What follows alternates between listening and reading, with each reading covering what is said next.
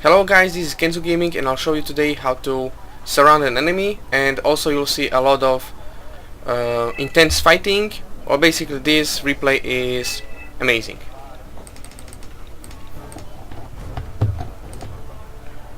I was playing as Pact this time, and I can show you my strategy today.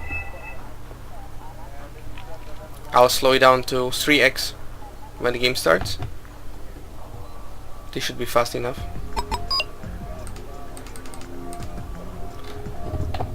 So as always, I always spawn 2 artilleries.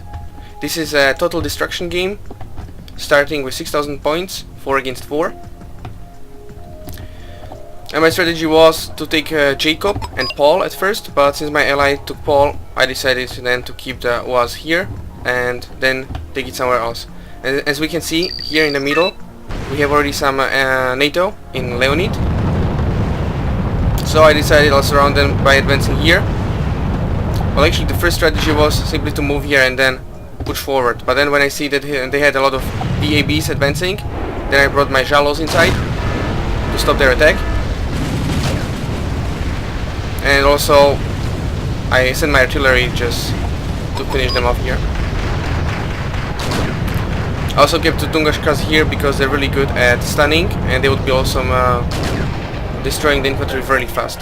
Now you can see my infantry and other forces have arrived, and I'm a big fan of the Fagot units, and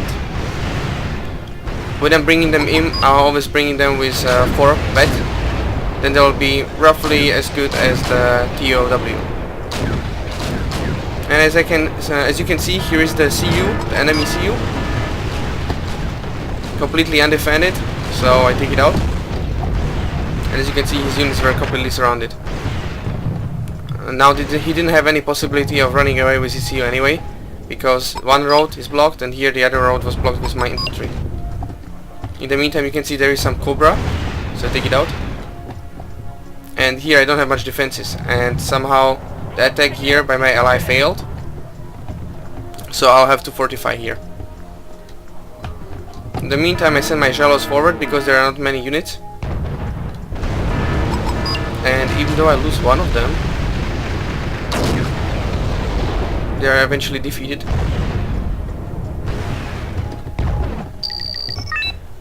And we can see there is an enemy, but for me it was clear there are not many units here. So I send a BTR just to have a look what is there. And we can already see something here. Some gazelles. Good, I have a Tunguska here.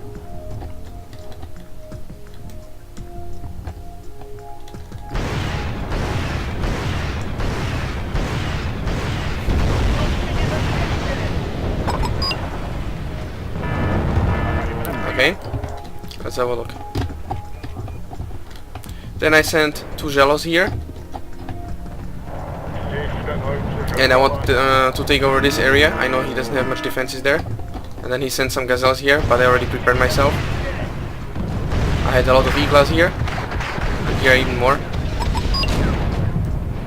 I actually spawned E-class already when I saw them coming here, the units. In the meantime, you can see that these units, somehow the person was not taking much care about them. In the meantime, I send my CUs away.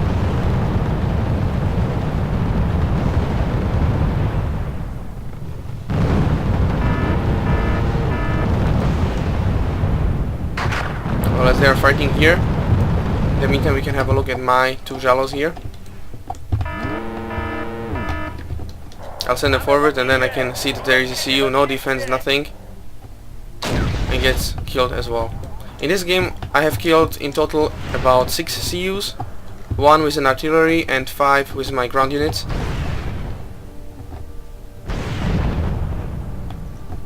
Yeah, let's have a look what happens now. This guy is pushing forward with 4 T-72, and if you have a look how much they cost, they're really expensive, 120 each. So it's almost 500. It's almost 500 points. And I do not recommend sending them without supply and without AA. You should always have AA. And also you should not be sending them first. Always send something cheap first, maybe an infantry or something like that, because if you engage some TOW units, then they're going to be ripped apart and you won't be able to do much. See, the Jello could penetrate really deep into the enemy territory. They didn't have any defense here.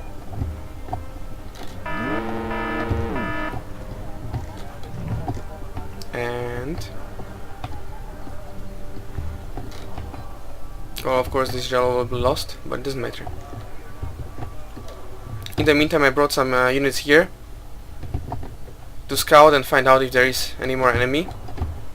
Actually, there were some enemy here, but I had no idea about them. They were well hidden. And I prepared some armies here. In fact, I was so focused on the game and had enough enough of my own units that I didn't have to send in reinforcements. So then when I decided to send in reinforcements, I had so much money that I could send really a lot.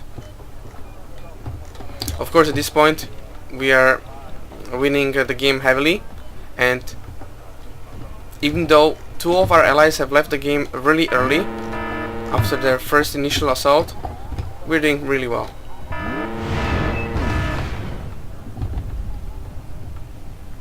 So this game could be said was a 2-on-3 with me playing just with one ally and they playing with 3 people. So I pushed my OTs forward. There was no defense here whatsoever, and I also brought some Tungushkas in case of helicopters, and Fagot to take over some, well, basically to kill enemy armor. And I also decided to send some artillery here with reinforcements. The strategy was to find out where is the enemy CU and then shell it. And as you can see, the CU has been killed just now. And then you can see here is some enemy attack. I send my UAs away and send this forward as a distraction. And in the meantime, I try to send all units I can to support this area. I do have units here, but I do not want to send them back, as I believe that I can simply move away, give up this territory. It doesn't matter to me because there are so many areas which I can still take over. And I also prepare some helicopter unit here as the enemy is engaging, and I can see there is not much anti-air, just one Vulcan here. So I'll be attacking there. And now I'm sending the helicopters.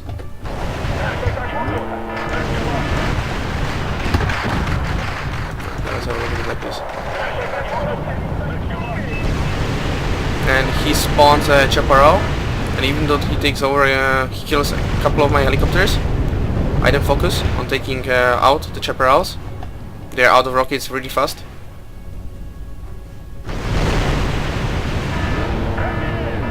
But he sends a supply to refill them.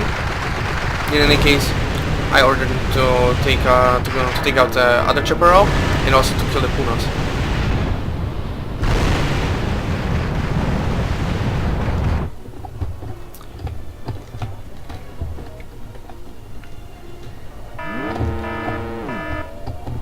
At this point, I'm advancing forward.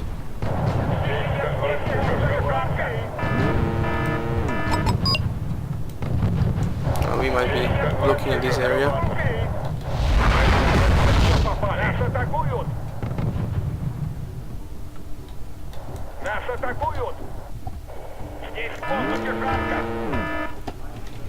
As you can see, he's attacking with a big army here.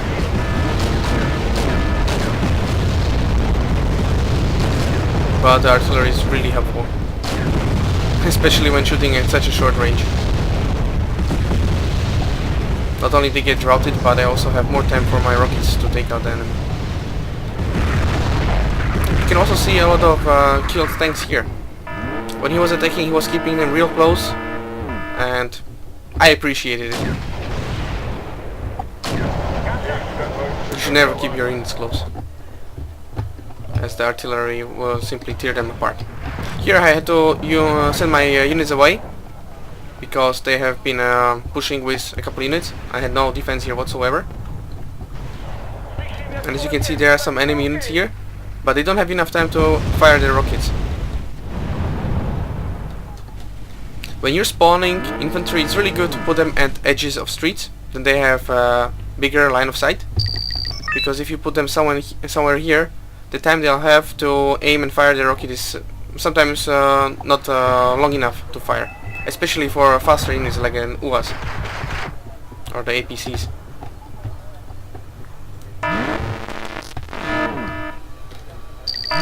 Now I decided to push forward. I spawned a big number of infantry and also sent an Igla just in case.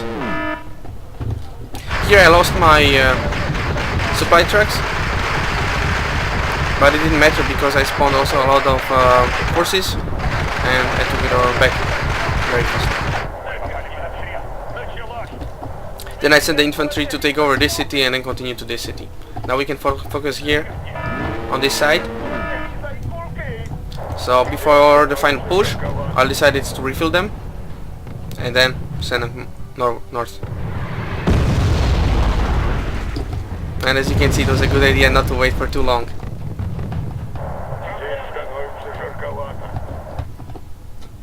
And it was also good for me because then I could actually spot where their artillery is. And the strategy for this infantry was not actually to take over this sector, it was more to deny reinforcements. Nie teraz.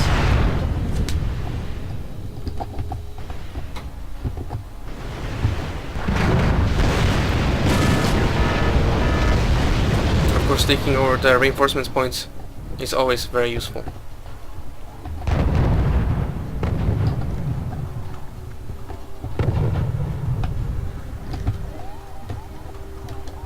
Now, as you can see, I'm sending some infantry north, and as soon as I see that there is some enemy infantry, I unload my units.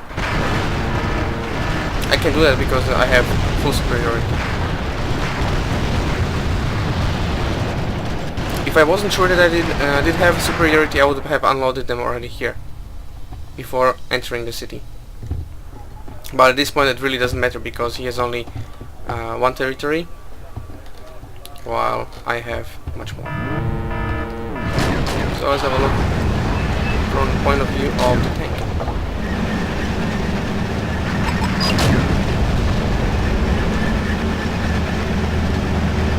The game will be over in a couple of seconds.